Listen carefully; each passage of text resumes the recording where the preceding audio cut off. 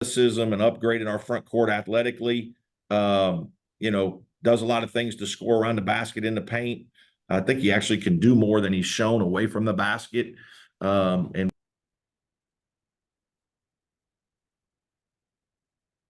he's here. Good morning. Morning. If you have a question for Steve, go ahead and use the raise hand tool. If you're just joining us and need access to record the call, just send me a note in the chat window. John Dell, you're up first, sir. Go ahead. Steve, was curious, you guys like to get out and run, and against Virginia, it was more of a half-court game. How valuable is that with your team to be able to adapt and really play both types of games? I mean, I think you guys are pretty dangerous both ways now. Yeah, I think that's why we have one of the most efficient offenses in the country, is because we can play however we need to play to score.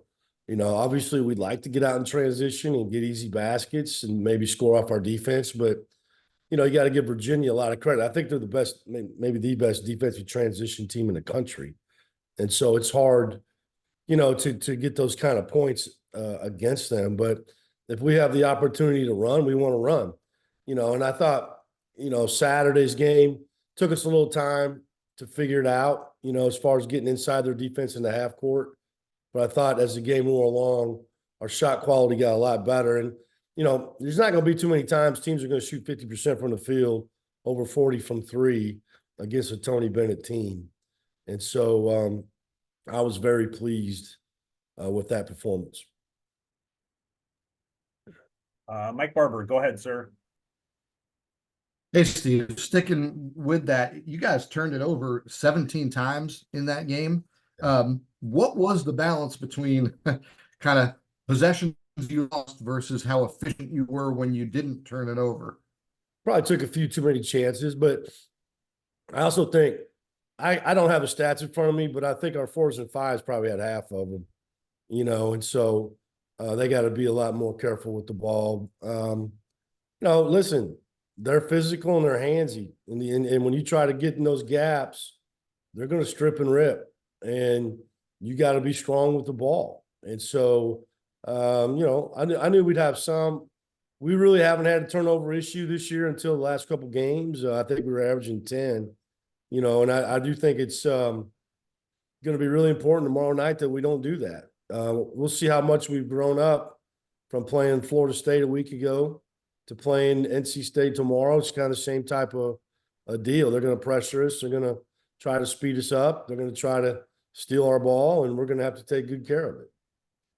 One more, looking back at that Virginia game, 22 of their shot attempts came from Beekman and McNeely. There was a lot of mid-range stuff. Was that by design in terms of what you were trying to get, or how did that kind of come to be for them? Well, that was by design, and it's not like they're not capable of making those shots, but you can't take it all away. And we felt like they needed to make threes to win. And a year ago, like I said, they came in here and made 15 threes. Now, our goal was to not let them even attempt 15 threes on Saturday, and they attempted 12. And so basically you try to make any team, not just Virginia, beat you 2 by 2. And, it was a successful game plan. Now, there's a lot more to it than that. Cameron Hildreth and Hunter Salas had to be very physical chasing those guys, off those pin downs, off those curls, and then contest. Our bigs couldn't help up, and then they had to block out and go get the ball, and they're going to make some, but how many, and now, you might go play them. We did it I think a year ago to Miami, and they made about 14 of them, and so it's just, like I said, you're not going to take it all away. And I just felt like taking the 3 away was our best bet. Thank you. David Teal, go ahead. Steve, another reason you're among the most efficient offenses in the country is you're shooting better than 80% from the line. Yeah. Can you tell in preseason, as you're constructing your roster, whether a team's going to be good from the line, or is it always a crapshoot because it's so much up here? No, David, I don't be the first to tell you, I don't shoot free throws in practice. Ever? Never have. Nope. Now, we do if we're going live and get fouled, but I don't ever say, hey, go to the line and shoot 20 free. I've never done it in my entire career. They got to do that on their own. Now we shoot, if you get fouled when we're scrimmaging or not scrimmaging, but playing 5-on-5, we'll shoot them. But I'm not one of those kind of coaches. I agree with you. I think it's in your head. And so they got to work that out on their own. So, no, I don't think I knew. I knew we had good shooters, but you hope they're mentally tough enough to go up there and make them. There's a difference, David, between shooters and makers. We need makers. Connor O'Neill, you're up next, sir. Go ahead. Steve, I keep trying to glimpse your mug and can't tell what it is. Well, this would be my mug from when I went to the Winston Churchill Underground Bunker in London. I have nothing to offer but blood, toil, tears, and sweat. Go ahead and watch The Darkest Hour. I recommend it. That sounds good for a history major. As you look at State, obviously they have DJ back, but 2 new guards. What do you see from them that they do differently than a year ago? I don't know if they do a lot different. They're just different people. They got really good players. DJ Burns. I don't know if I've ever seen a 5-man with a 2-to-1 assist turnover ratio. He might have the best assist turnover ratio of any 5-man I've ever coached against. He's kind of like a 0.5. They got Casey Morsell back, who's a really solid, just a really good player, tough defender, good shooter. They picked up a couple good guards in the transfer portal, or 3 actually, in Horn and Taylor and what's his name, O'Connell. So those guys are all good players, can score, can pass, tough, athletic. I'm really impressed with Parker, the freshman. He can shoot the 3. He's really active on the glass. Diarra gets on the glass.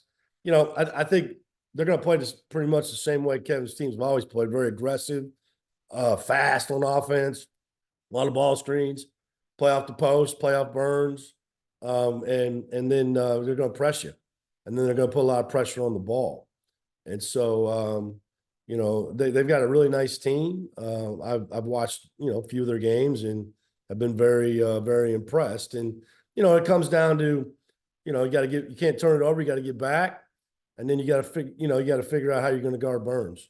And, it's a hard thing because when you go to double him, I think he wants to pass it more than he wants to shoot it. I think he really enjoys passing the ball and getting his teammates involved. And he's a fabulous, fabulous passer. And he's very nimble for a guy his size. And so it's a tough guard. And one follow-up just on housekeeping. Is there any clarity on whether you'll have Jal tomorrow, or is that still a wait and see? No, he won't dress tomorrow.